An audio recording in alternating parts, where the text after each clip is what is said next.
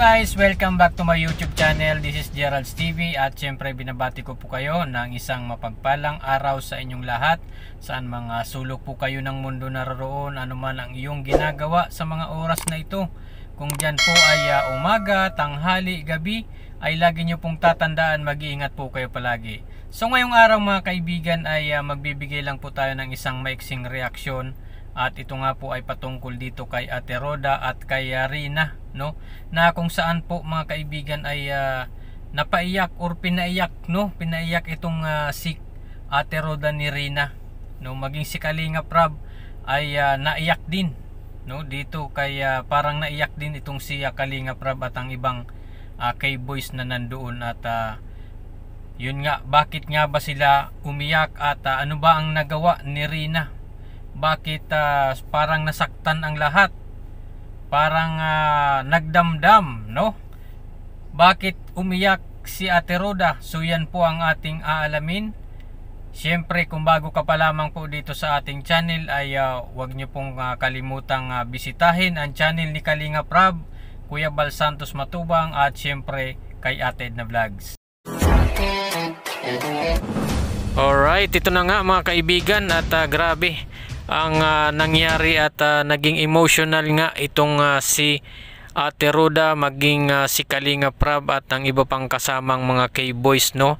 Ay grabe nga ang kanilang naramdaman nung time na itong si Rina ay sinubukan pong isoli, no, or ibalik sa kanyang nana. Pero mga kaibigan, ang totoo ay hindi po ito talaga ibabalik si Rina, no? Parang sinubukan lang, no, nila Kalinga Prab itong si Rina kung ito ba ay papayag or kung ano talaga ang magiging reaksyon ni Rina kung sakaling ito ay iiwan or talaga bang magpapaiwan itong si Rina sa kanyang nanay. So ito mga kaibigan, meron po tayong video clips, no, at ito ay 5 months ago mula sa channel ni Kalinga Prab, no, sa kanyang nilikhang video, no, at ito nga ay pang part, kung hindi po ako nagkakamali mga kaibigan, ito ay pang part 89, no, na vlog ni Kalinga Prab dito kay Rina. So talaga namang nakaka-touch itong pangyayaring ito dahil syempre mga kaibigan ay matagal-tagal na rin pong magkasama, no, itong sina Kalinga Prab, sina Rina at si Ate Roda, no. Medyo patagal na rin itong naalagaan, kaya labis ang pagdaramdam or talagang masakit din, no, para sa kanila na mawalay dito kay Rina dahil napamahal na nga itong si Rina, lalong-lalo na dito kay Kalinga Prab at kay Ate Roda, no, dahil medyo matagal na rin po silang magkasama, no. Actually si Kalinga Prab talaga ay medyo matagal na rin, no, parang ilang buwan na silang ilang buwan nang inaalagaan ito ni Kalinga Prab, no, at pinapagamot nga, no, at tinutulungan. Pero itong si Ate Roda ay parang kung hindi po ako nagkakamali mga 2 months pa lang, pero syempre sila ang magkasama ay talagang napapalapit na talaga ang loob ni Ate Roda dito kay Rina.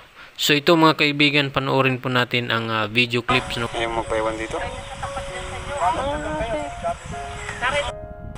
Nakakalungkot pag ganito, Dr. Lab. Di ako sa'yo ng ganito na yung nagpapaalam tayo sa isang dulang pamahal na sa atin. Ano? Wala kang kasama dito? Wala daw akong kasama sa bahay. Walang kasama siya sa bahay?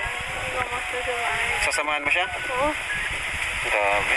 Oo, si Mama po kasama sa bahay. Kawa daw si Mama. Sinong kawa? Mama Roda o si Mama mo? Si Mama. Mama Roda? Oo, wala kasama sa bahay. Wala kasama sa bahay. Grabe, naluwa si ano. Kapapin natin si kapapin mo. Iisipan niya ako na walang kasama sa bahay. Nakakaano rin yung mga pinagdaanan baga natin.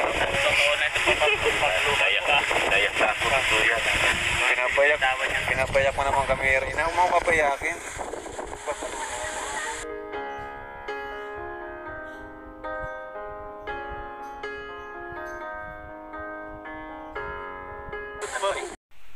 So ayun nga mga kaibigan, nakaka-touch at talagang nakakaiyak naman, no. Ramdam natin ang malungkot na pag ganito na ang sitwasyon kung maging totoo man, ano, dahil syempre mga kaibigan, napamahal na po sa Kalingap itong si Rina at tinuturing nga itong hindi ibang tao, no, itong si Rina, na talagang tinuturing itong kapatid, kapamilya, no, ni na Kalingap Rab, at itong si Ate Roda ay parang anak na rin talaga itong ituring ni Ate Roda itong si Rina. Kaya siyempre masakit din, no, or talagang malulungkot po tayo, no, maging si Ate Roda kapag mawalay na itong si Rina nga dito sa Kalingap.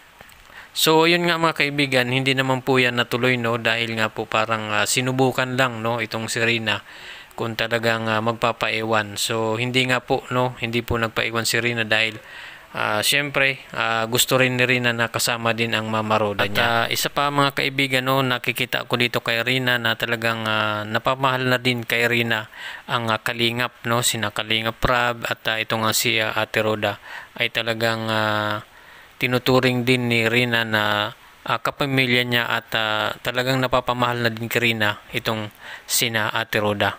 So yun lamang po mga kaibigan ng ating reaction ngayon at syempre ay pakibisita po ng channel ni Kalingap Rab, Kuya Bal Santos Matubang at syempre kay Ate Edna Vlogs.